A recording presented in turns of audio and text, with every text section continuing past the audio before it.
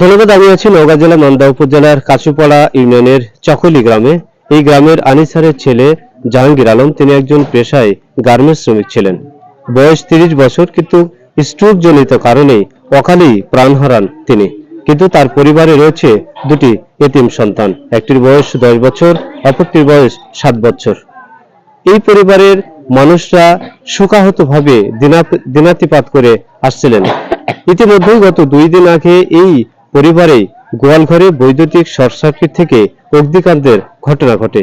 এতে করে পরিবারের সমস্ত কিছু পুড়ে ছাই হয়ে যায়। অসহায় হয়ে পড়ে এই পরিবার। এই অসহায় পরিবারের পাশে দাঁড়িয়েছেন নবনির্বাচিত সংসদ সদস্য ডাক্তার ইকরামুল বারী টিপু। এই দুটি এতিম সন্তানের দায়িত্ব নিয়েছেন তিনি। তাদের লেখাপড়া এবং যাবতীয় খরচের দায়ভার নিয়েছেন এই নবনির্বাচিত সংসদ সদস্য ডক্টর ইকরামুল বারী টিপু।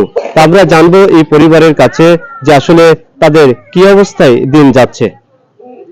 Raihan Ali, Asian television, Naogaon.